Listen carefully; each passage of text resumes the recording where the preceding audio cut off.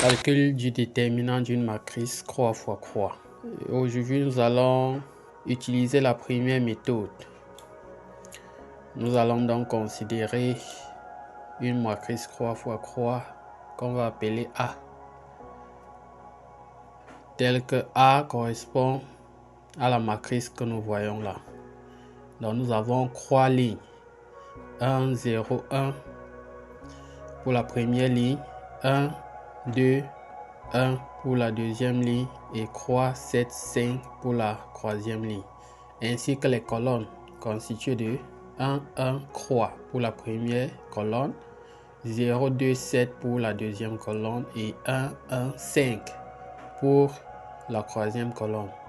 Là, nous allons calculer le déterminant. Alors, pour calculer le déterminant de notre matrice A, nous allons essayer de représenter le tableau de signes, puisqu'on a besoin d'un tableau de signes qui a la même dimension que notre matrice A. Donc, notre matrice A est constituée de 9 valeurs.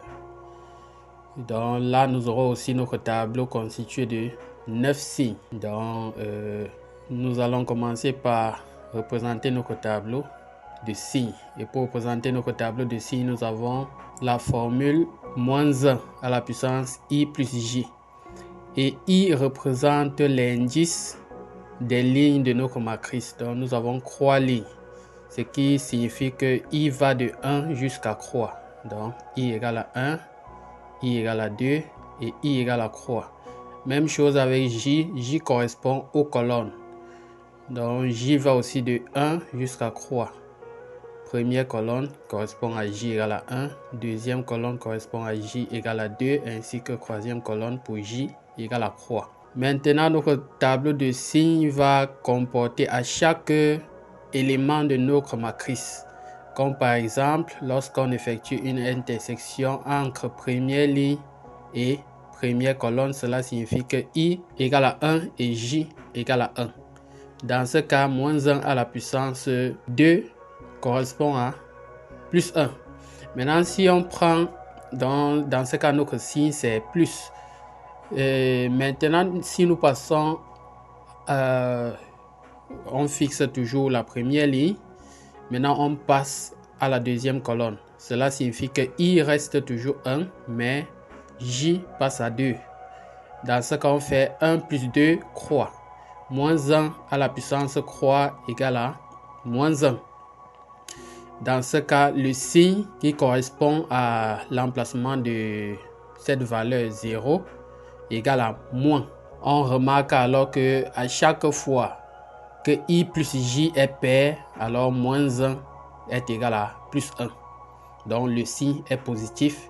Et lorsque I plus J est impair, alors moins 1 à la puissance I plus J égale à moins 1. Dans ce cas, nous avons dans notre tableau constitué des signes correspondant aux termes que nous avons dans notre matrice. Dans première ligne, première colonne, première ligne ici et première colonne, nous avons plus, puisque 1 plus 1 égale à 2. Et première ligne, deuxième colonne, ça fait croix. Donc 1 plus 2, croix. Et moins 1 à la puissance croix, ça nous donne moins. On fait la même chose pour chaque position, donc chaque intersection à chaque valeur. Donc là, on obtient notre signe. Une fois établi le tableau des signes, nous allons faire le choix d'une ligne ou d'une colonne parmi les croix possibilités pour les lignes et croix possibilités pour les colonnes. Puisque pour calculer notre matrice, je veux dire notre déterminant, nous allons faire le choix d'une ligne ou d'une colonne. Maintenant, avant de faire le choix de la ligne ou de la colonne, nous allons effectuer certaines analyses vite fait. Donc, comment choisir la bonne ligne ou comment choisir la bonne colonne. Pour choisir la ligne ou la colonne, nous allons nous baser sur les éléments que constitue notre matrice. On va d'abord commencer par localiser donc le 0 s'il existe, ou bien les zéros s'ils existent. Donc, dans notre schéma, nous avons un seul 0. Donc, si nous avons un seul 0, cela signifie que soit nous allons prendre la deuxième colonne, soit la première ligne. Donc, là, nous allons voir la suite que le 0 permet juste de simplifier les calculs, donc d'aller plus vite dans le calcul de notre déterminant. Nous observons là au niveau de la deuxième ligne, on constate que nous n'avons pas de 0. Troisième ligne, nous n'avons pas de 0, donc on élimine notre deuxième et troisième ligne, ainsi que notre première et dernière colonne. On voit qu'on n'a pas de 0 là ni là, mais au niveau de notre première ligne, nous avons un 0 et au niveau de notre deuxième colonne, nous avons un 0. Là maintenant, nous allons faire un choix entre la première ligne et la deuxième ligne. Donc, deuxième point après les 0, c'est que on essaie de vérifier si dans notre ligne ou dans notre colonne, nous avons soit plus de 1, soit plus de moins 1.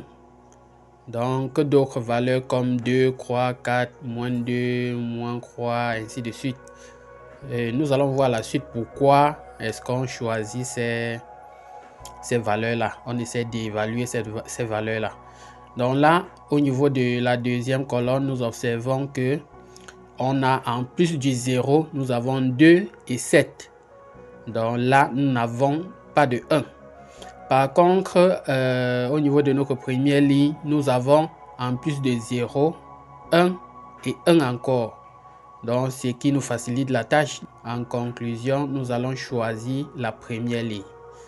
Maintenant, si nous choisissons la première ligne, alors nous allons effectuer les intersections au niveau de chaque terme de notre ligne. Donc, au niveau de 1, nous allons effectuer une intersection et lorsqu'on effectue une intersection, ça veut dire qu'on élimine la ligne de ce côté et la colonne de ce côté. Là, on récupère la valeur que nous avons à l'intersection. On multiplie par son signe, donc le signe correspondant à sa position. Et là, on multiplie par le déterminant de la matrice qui reste. Donc la matrice qui reste, c'est la matrice dont nous n'avons pas éliminé lors de l'intersection. Donc, par exemple, nous allons effectuer l'intersection là, récupérer cette valeur 1 multipliée par son signe, plus, nous avons là plus 1. Là maintenant, nous allons multiplier ce terme là par la matrice qui reste. Et la matrice qui reste, c'est, lorsqu'on effectue l'intersection là, c'est 2, 7, 1, 5. Donc la matrice que nous avons là, et dont on va calculer son déterminant, ce qui correspond à une matrice 2 fois 2. Et pour calculer le déterminant d'une matrice 2 fois 2, nous l'avons déjà vu dans la vidéo qui précède. Donc, vous pouvez aller consulter. Là maintenant, nous allons passer par le deuxième point. Donc au niveau de 0, nous étions au niveau de 1. Là, on passe au niveau de 0. On va donc récupérer le 0 multiplié par son signe qui est le moins et reprendre les matrices qui restent après intersection. Quand on élimine première ligne, deuxième colonne, on a le reste de matrice qui est 1, croix et 1, 5. Là, on passe alors au dernier point qui est 1. On effectue l'intersection, on prend la valeur, on multiplie par son signe correspondant à sa position et on récupère la matrice qui reste, c'est-à-dire 1, croix, 2, 7.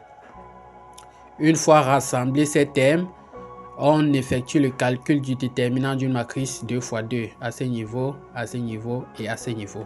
Maintenant, pourquoi nous avons fait l'étude sur peut-être quelle ligne parmi les croix lignes ou quelle colonne parmi les croix colonnes nous allons choisir pour pouvoir calculer. Voici la preuve à ce niveau. Donc, si nous avions pris peut-être la deuxième ligne, alors le terme qui correspond à 0 là Là, nous aurons plutôt 2 et la matrice correspondante serait 1, croix, 1, 5. Et là, on serait obligé de calculer ce terme.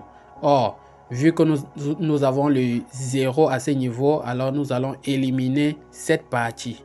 Donc, dans les calculs, nous n'avons plus besoin d'effectuer ce calcul-ci là.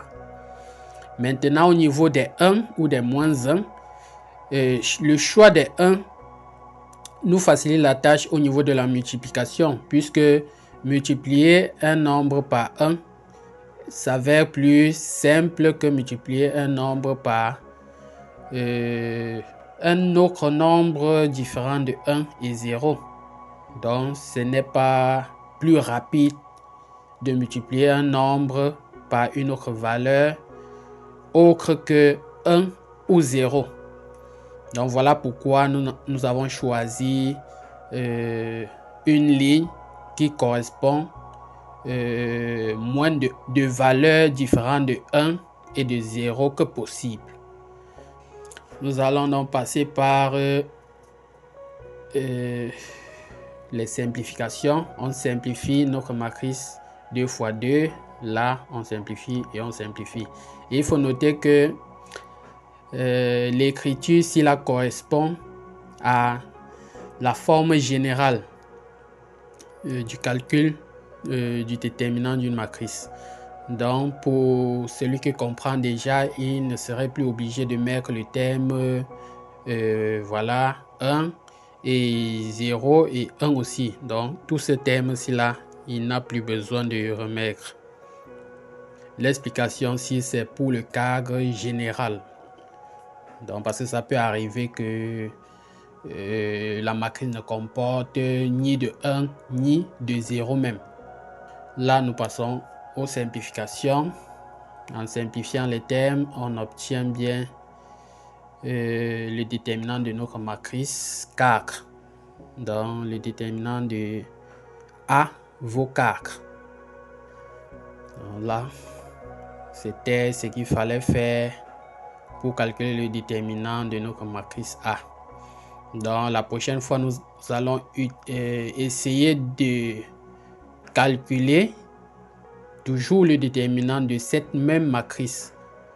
Donc, pour apprécier peut-être la rapidité et aussi la facilité. Parce que ce qui compte